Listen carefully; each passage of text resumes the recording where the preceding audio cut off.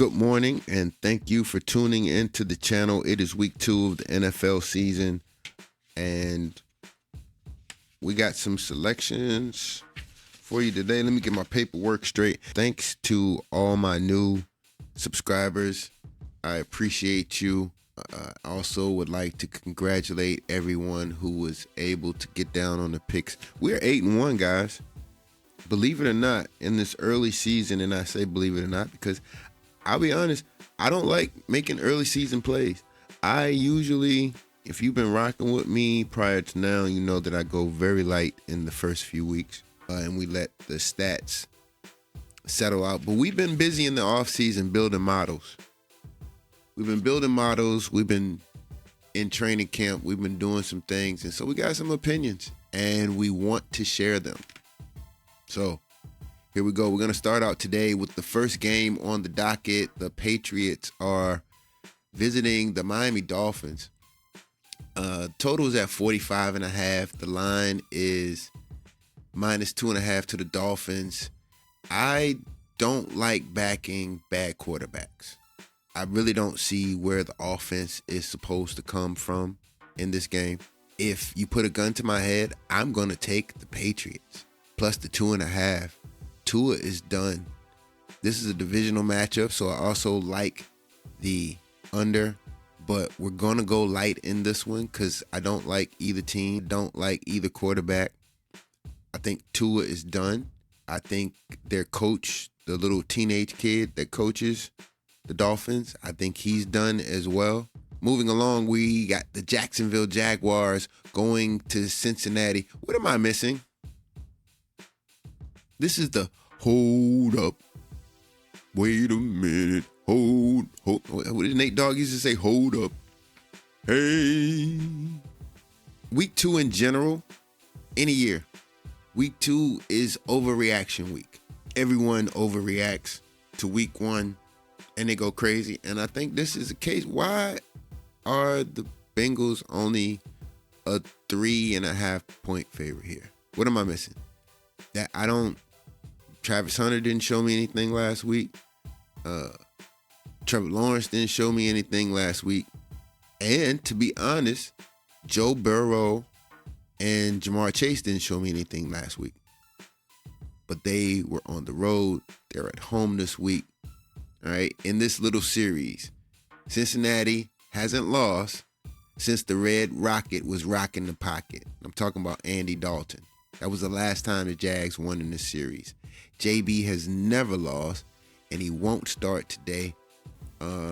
If you want, this is not one of my major selections, but if you want some action on this, I would tell you to take Cincinnati money line, -170 on that.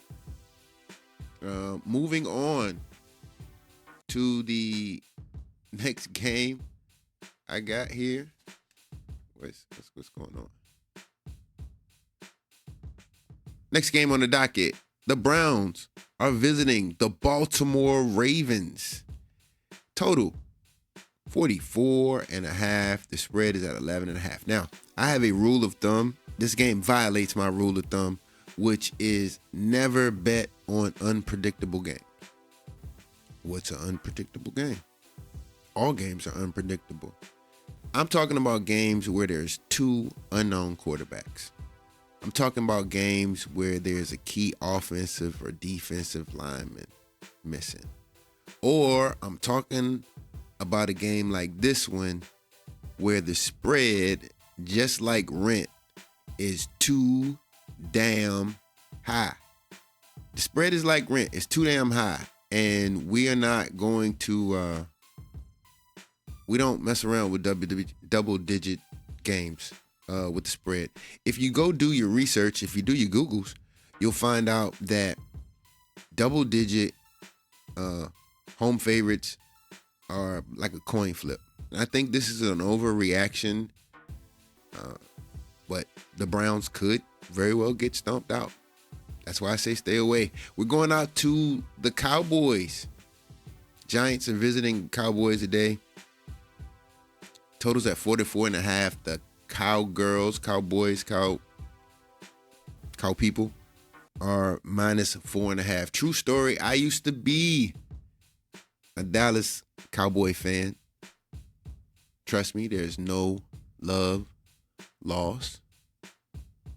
As a rule, I try to stay away from Cowboy games because Cowboys are schizo.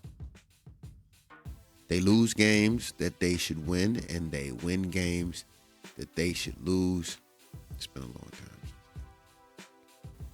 time. Damn Cowboy. I like the pokes in this one, but I'm not taking the side in total. I will probably put them on a teaser. If you're protecting your money and you're playing, you're being conservative, don't touch this game. Just sit back and watch it. I would like to see Russell Wilson bounce back because unlike Stephen A., I don't think he's done. But then again, maybe he is. I think it's mental. Whatever it is mental. But then again, on the other side, I don't think it's mental. Let me take that back. Russell Wilson hasn't had Sutton, the dude in Denver, he just left. And then he got somebody named Wandale. He got Boys to Men. He's throwing the Boys to Men this year. He needs receivers. He needs O-line. I don't think it's necessarily Russell. I think it's the organizations that he's been with. Trust me, Bo Nix is not going to be any better than Russell Wilson. My opinion. Stay tuned. That's just pointing to my teaser. We'll get into that at the end of the video. Bills and Jets. Before I get to the Bills and Jets, on the rotation is the Rams-Tennessee game. I don't trust Matthew Stafford on the road. I don't trust desperate rookie quarterbacks. Tennessee is playing. I don't bet on Tennessee game. Tennessee and the Reds. This game is so ugly. Hopefully, there's no TV crews there. That game shouldn't even be televised. Anyway, Bills at the Jets. 46.5. 6.5 to the Jets. I'm an Aaron Glenn fan. I was an Aaron Glenn fan back when he played. I felt like he was a great cornerback. I liked him as a player. I rooted for him as a defensive coordinator in Detroit the past 4 years. But you know what I found out? I did some research, and yards per play, just simple yards per play. Detroit, for the last 4 years, 21, 22, 23, and last year, 24. They finished 30th, 32nd, 29th, and 29th in yards per play. And Aaron Glenn was able to parlay that into a head coaching job at his alma mater, the Jets. That is amazing. Is that a DEI hire? I hope not. I hope Aaron Glenn is the real deal as a head coach. I think what is funny, simultaneously, the Jets during that same 4-year period were 29th, 2nd, 1st, and 2nd again. So a defensive-minded coach is going to a team that already has a decent defense. I don't understand the Jet disrespect here. I'm either really wrong or that crystal ball that I bought at the yard sale a few weeks ago is it's actually working, and I'm about to make a whole lot of money. Let's move on to Chicago at Detroit. Same thing here, guys. Like I mentioned, Detroit's defense has been at the bottom. And based on what we saw last week, they're going to stay there. They're in the cellar. There's no stairs. I don't know what's going on there other than I don't know. As a matter of fact, why are they favored? Did we forget that Chicago almost won last week? I wasn't buying the Lions last year, and I'm not buying the Lions this year. This selection is also a part of the top 5 dead or alive coming up later. Let's move on to this one. These last games I'm going over are really confusing me. The Seattle Seahawks are visiting Pittsburgh, and the Steelers are a 3-point favorite. The total is set 39.5. I don't expect a lot of scoring here. I would shade the under. The number itself is already too small. I think they've bet it down, so I wouldn't go that. But this is disrespectful as far as I'm concerned. Seattle West coming east, 1 o'clock game. Why is this spread only? What am I missing? What am I missing? Sam Darnold, obviously, this guy. Let me back up. Aaron Rodgers, 4 TDs last week off of 22 completions. On the other side of the ball, Sam Darnold, obviously he only has 1 receiver because he threw for about $150, and Jackson Smith had 124 of that. We are AR fans all the way. Cisco, New Orleans, we want to stay away from that game. I'm not even talking about that game. Too many injuries. Remember, real quick, before we get to the Denver Colts game, remember when everybody got mad? I think it was toward the end of last season, maybe the beginning. I can't remember when. But you'll remember Cam Newton called Brock Purdy a game manager. Turns out that Cam was wrong. To be a game manager, you actually have to be in the game. You cannot manage the game from the sideline. And Brock Purdy has spent more time on the sideline the past 2 seasons than he has in actual game. This game right here is like, remember that Dave Chappelle skit where the 2 teachers and the mayonnaise? And like, you wouldn't want to watch that. So who wants to watch San Francisco and the Saints? Let's move on to the Denver Broncos and the Colts. Y'all gonna put some spec on Daniel Jones' name. I like white running quarterbacks. Not to be racist, but I loved Steve Young. And the wilder they run, the better. Like with the reckless abandon, like they're actually trying to get away from being accosted or robbed or somebody's chasing them with a knife. Like that's how they run. I love them even more. That's Daniel Jones. Daniel Jones, Sam Darnold. There are a few more quarterbacks in the league that I feel they're not great. Every quarterback can't be great.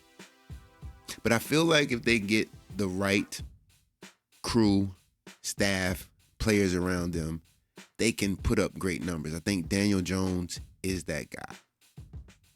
Bo Nix is not. Every 3 or 4 years, right, we get a group of quarterbacks coming out of college. They compete to be like household names. Like right now, it's the Lamar Jackson, Josh Allen, and I'm sorry, Philly's quarterback. I'm sorry, don't kill me. Don't kill me. Jalen Hurts. I'm sorry. Jalen Hurts, Lamar, Josh. Patrick Mahomes came in, shot straight to the front of the league, and it's like now everybody's having a battle to knock him off of the top. Jalen's there now, but I guess what I'm saying is over time, people become, Steve Young was just Steve Young when he was in Tampa Bay, but he became a household name when he came to San Francisco. Joe Montana was a household. Troy Aikman, household name. Bo Nix ain't it, y'all. Bo Nix is not going to be the next face of any franchise. I don't think we'll be saying that name years from now unless we're talking about how Sean Payton lost his job in Denver. Homeboy threw the ball 40 times last week. 40 for a whopping $176. That's about 4 1.5 yards per attempt. Bo Nix, please give me the Colts plus the 1.5. Bo Nix. And finally, the game that everybody wants to see, the Super Bowl rematch. 46.5 is the total. Philly on the road to the Chiefs, favored by 1.5. Philly beat Dallas, but they didn't look super impressive, if we could be honest about it. Kansas City is down all kinds of receivers. So why am I backing them? Well, because they're only 1.5. If Philly was that dominant, that spread should be more than that, and it's not. I think Patrick Mahomes backs up. You want to know something funny? Both of these quarterbacks currently, at this point in time, both of these quarterbacks are their team's leading rusher. And we can't keep doing that. Everybody's watching.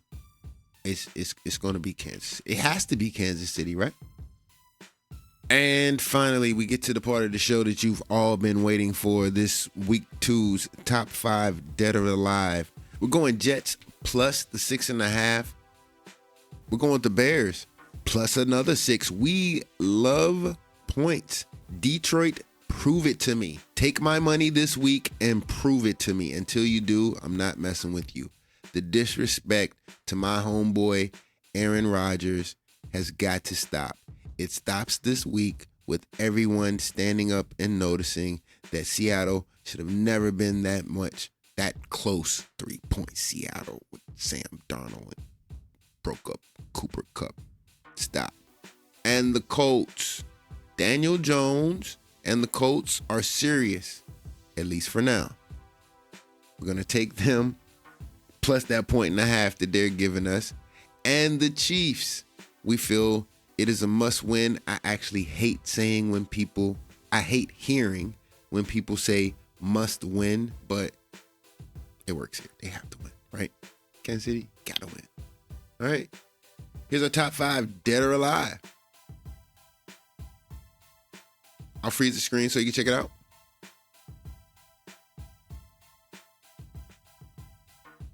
And as an added bonus, we got your player props. Baker Mayfield, Tampa Bay's on the road today. We feel like he's going to go over 235.5. Joe Flacco, another person who is screaming for your respect. We see him going over to 240.5. I'm on Ra. Saint, too many names, dude. Shorten your name. Over 63 because he has to.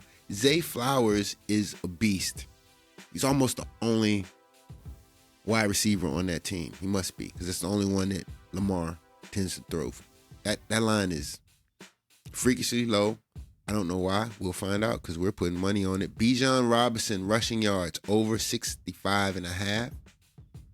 And Jahmyr Gibbs should get busy today. Over 67.5. That's all I have for you guys today. Thank you for tuning in. Once again, like, share, subscribe. If you're hitting these parlays, we're 8-1. You should have some extra money. I don't have a problem with you tipping. I don't have a problem with you donating in the Cash App. Kinetik Sports Cash App, $ Kinetik Sports, 2 Ks, no Cs. I mean, it's free. These picks are free and you're making money. I mean, I'm not begging, but I'm saying we'll see what happens after this week. We might crash back down to earth or we might soar. We'll see. It's going to be very exciting to see what happens.